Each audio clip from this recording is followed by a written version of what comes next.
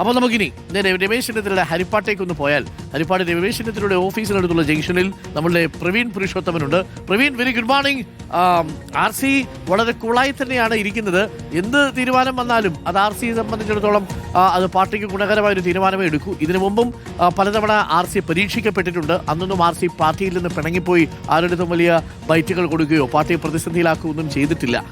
ഹരിപ്പാട് ജംഗ്ഷനിൽ എങ്ങനെയാണ് RCക്ക് വേണ്ടിയുള്ള പ്രാർത്ഥനകളൊക്കെ നമ്മൾ വാർത്തയായിട്ട് കൊടുക്കുകയും ചെയ്തിരുന്നു. ചിലയിടങ്ങളിൽ കാത്തിരിക്കുകയാണ്, RCക്ക് വേണ്ടി കാത്തിരിക്കുകയാണോ ഹരിപ്പാട്ടുള്ളവർ? Praveen Purushothaman, good morning. Very good morning Arun. ഞാനിപ്പോൾ നിൽക്കുന്നത് രമേശ് ചെന്നിത്തലയുടെ ഹരിപ്പാട്ടെ ഓഫീസിന് സമീപമുള്ള ഒരു കവലയിലെ ചായക്കടയിലാണ്. ഇവിടെ ഒരു ക്ഷേത്രമൊക്കെ ഉണ്ട്, ക്ഷേത്രക്കുളമൊക്കെ ഉണ്ട്. നമ്മളിങ്ങനെ സംസാരിച്ചുകൊണ്ട് വന്നപ്പോൾ ഒരു ചേട്ടൻ വലിയ അഭിപ്രായങ്ങളൊക്കെ ഇവിടെ നിന്ന് പറയുന്നത് കേട്ടു. ക്യാമറ ഉണ്ടെങ്കിൽ ഞാൻ പറയില്ല എന്നാണ് അദ്ദേഹം പറഞ്ഞത്. എന്തായാലും നമുക്ക് രണ്ടും കൽപ്പിച്ചൊന്ന് ചോദിച്ചു നോക്കാം. ശരിക്കും ആര് മുഖ്യമന്ത്രി ആകണമെന്ന് ആഗ്രഹം? ക്യാമറ ഉണ്ടെങ്കിൽ പറയില്ലെന്നല്ല പറഞ്ഞതിൻ്റെ അർത്ഥം. മുഖ്യമന്ത്രി ആരാകണമെന്നുള്ള ഈ 3 പേരുടെ കോമ്പറ്റീഷൻ.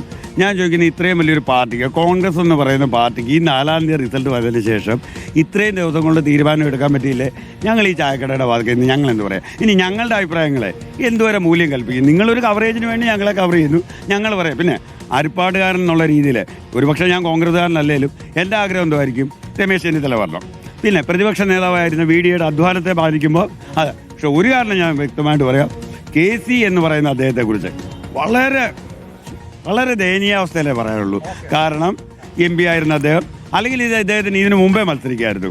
ഈ മത്സരം കഴിഞ്ഞിട്ടുള്ള ഈ പരിപാടി അത് മോശമായി പോയി. നിങ്ങൾ ചെന്നിത്തലയുടെ നാട്ടുകാരാണ്, അപ്പം ആര് മുഖ്യമന്ത്രി ആകണമെന്ന് ആഗ്രഹം? ഞാൻ കോൺഗ്രസ് പാർട്ടി അല്ലേ തന്നെ അദ്ദേഹം പറയേണ്ടതുകൊണ്ട് ഞാനൊരു വേറൊരു പൊളിറ്റിക്കൽ മെമ്പറാണ്. എന്നാലും ഹരിപ്പാടുകാരൻ എന്നുള്ള നിലയിൽ RC വരണമെന്നാണ് നമ്മുടെ ആഗ്രഹം. ചേട്ടൻ്റെ ആഗ്രഹം എന്താണ്? ആര് മുഖ്യമന്ത്രിയാകും? രമേശ് ചെന്നിത്തലയാണെന്ന് എൻ്റെ ആഗ്രഹം. വികസന നായകനാണ് ഈ ഹരിപ്പാടിൻ്റെ.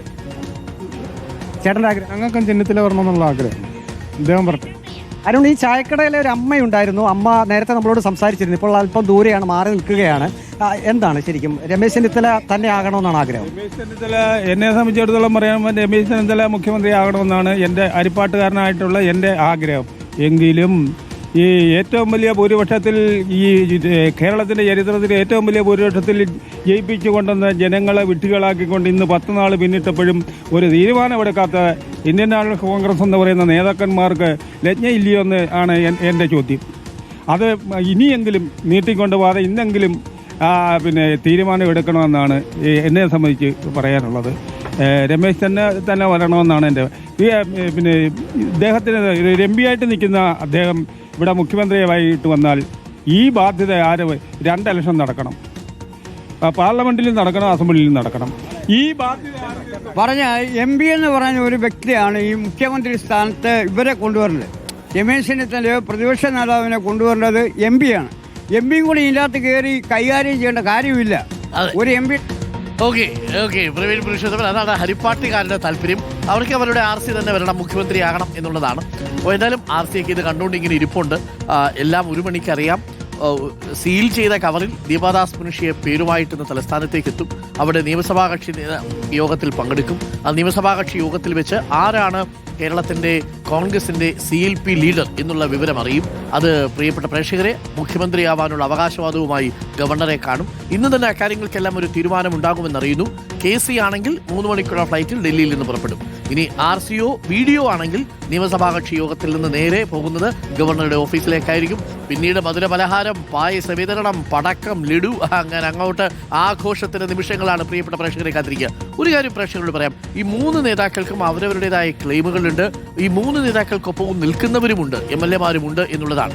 ഇപ്പോൾ നമ്മൾ കണ്ട ഈ ജനഹിതത്തിൽ ഭൂരിപക്ഷവും പലയിടങ്ങളിൽ നിന്നായി VD സതീശനെ പിന്തുണയ്ക്കുന്ന കാഴ്ചയും കണ്ടു, ഹരിപ്പാട് ഒഴിച്ച്. ഹരിപ്പാട് പിന്നെ നമ്മുടെ രമേശ് ചെന്നിത്തലയുടെ സ്വന്തം നാടാണല്ലോ. അപ്പോൾ ഈ ഒരുപാട് ഫാൻ ബേസ് ഉണ്ട് എന്നുള്ളതാണ്. കേരളത്തിൽ ഒരു തലമുറ മാറ്റം കോൺഗ്രസിൽ വരുന്നു എന്നുള്ളതാണ് ഈ തെരഞ്ഞെടുപ്പ് കൊണ്ടുണ്ടായ ഏറ്റവും വലിയ ഗുണം.